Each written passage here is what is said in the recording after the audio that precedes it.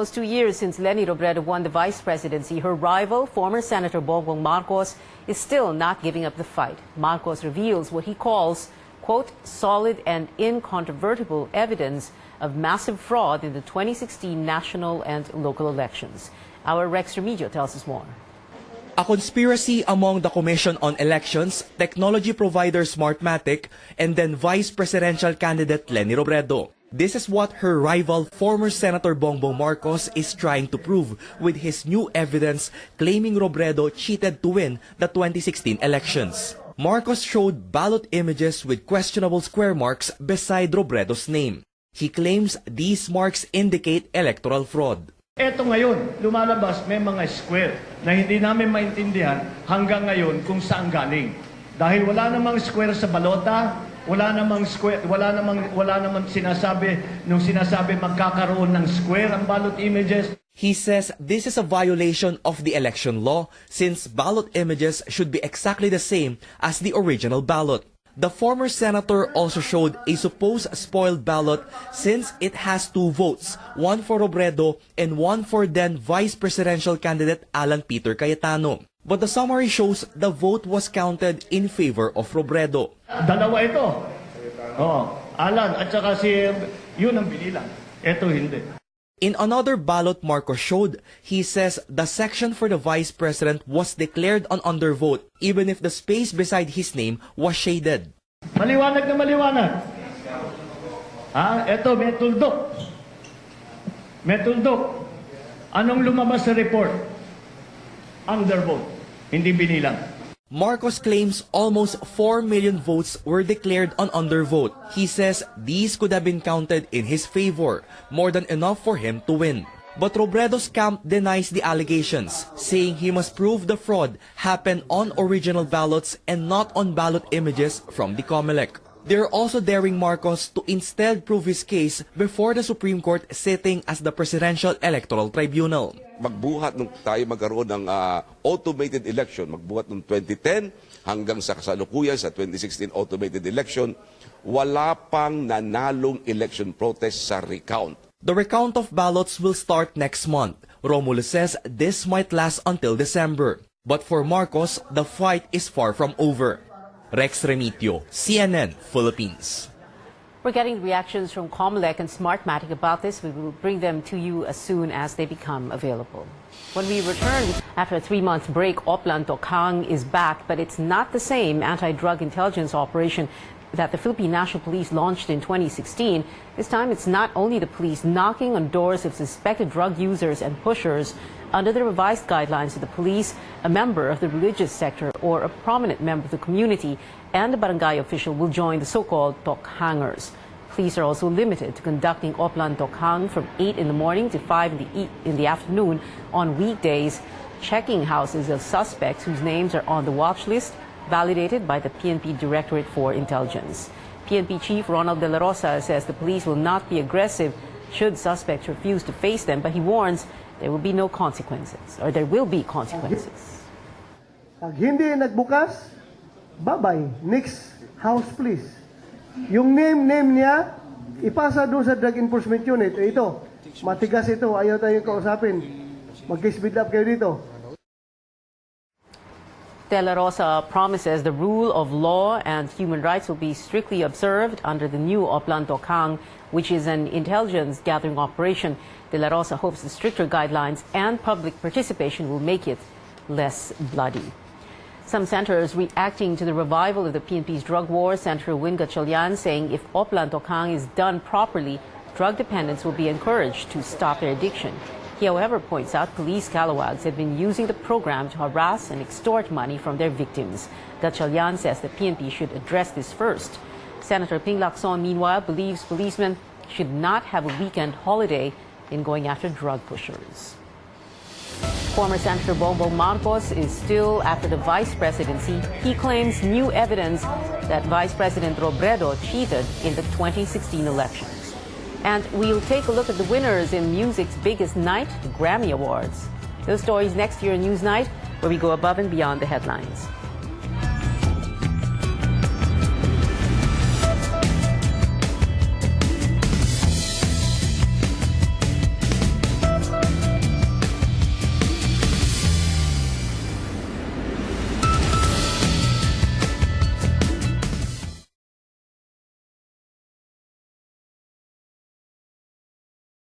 Welcome to Facebook Live here on CNN Philippines Newsnight.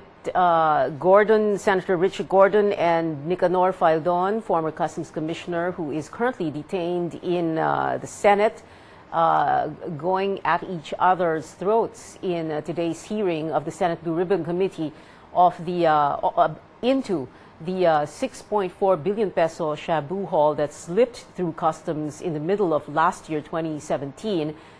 Gordon not taking very kindly to Faildon's very fiery words. There was an exchange of very, very heated words there earlier at the Senate. Also, in the next segment of the show, we're going to be bringing you that story, a report about President Duterte visiting Albay, Mayon volcano acting up since in the last few days. President, of course, concerned about what is going on there.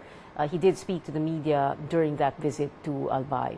In the meantime, I'd like to say hello to some of our viewers. Robert Patiag in Singapore, Salim Adnim in Bangladesh, Seni Masian in Australia, Ray Escalante in Kuwait, Bernardino de Lagdon in Sorsogon, and Cesar Pimentel in Dumaguete. Thank you for being with us tonight. Tell us what you think of our stories. You can comment down below.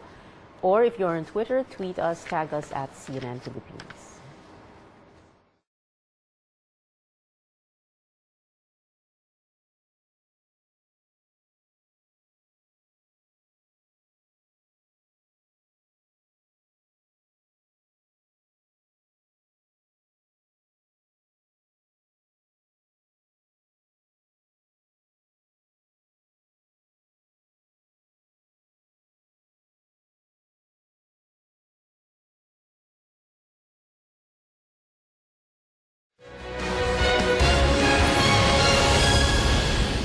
This is Newsnight on CNN Philippines. CNN Philippines is monitoring the latest situation in Albay as Mayon volcano continues to erupt. President Rodrigo Duterte is in the province to get a closer look. Let's bring in our Makoy Popioco live from Legazpi City. Makoy, tell us about the president's visit. Pia, 20 million pesos. That's what President Rodrigo Duterte turned over to local officials here in Albay. Mr. Duterte also promised another 50 million pesos tomorrow. The president wants to help the over 84,000 evacuees who have been evacuated from the 8-kilometer danger zone. Now, these residents complain of overcrowded evacuation centers, the lack of sanitary toilets, and also of ailments affecting children and the elderly. Now, Mr. Duterte directed all local officials to prioritize addressing problems on health, sanitation, and food. Let's listen to the president in his own words. If there is a short of the services that we are expected to do, let me know kasi gagawin natin kaagad. Maybe we will always have some money for you. I'm sure. Huwag lang magsabay itong lahat ng volcano sa Pilipinas. Kung sabayan ito ng Mount Apo, yung sa akin, malaki yung problema yon. But the last time it was glowing, I was high school.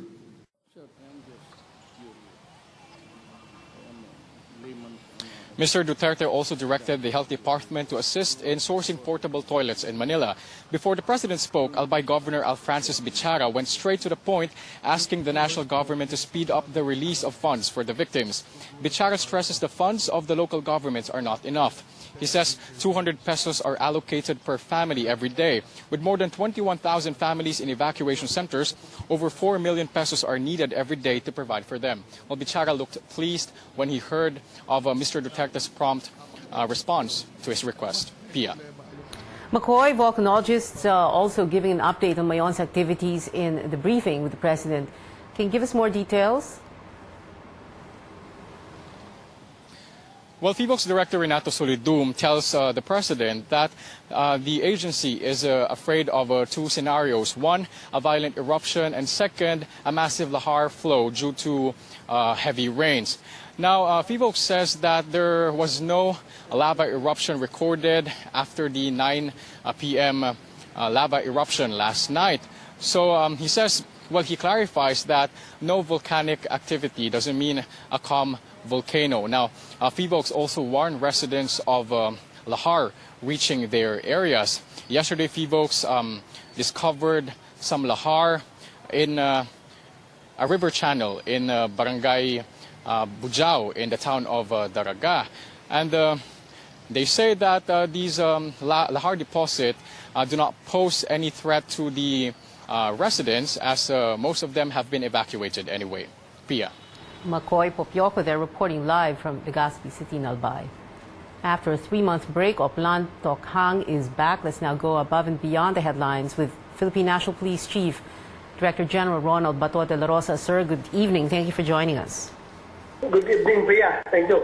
So can you tell us first what your reaction is to comments by Senator Sherwin Gatchalian is saying that if Tokhang is done properly, then drug dependents will be encouraged to stop their addiction. And he's saying the reason, one big reason kung bakit hindi why the previous program ran into problems is because there were police calawags who were using Tokhang to extort money from their victims.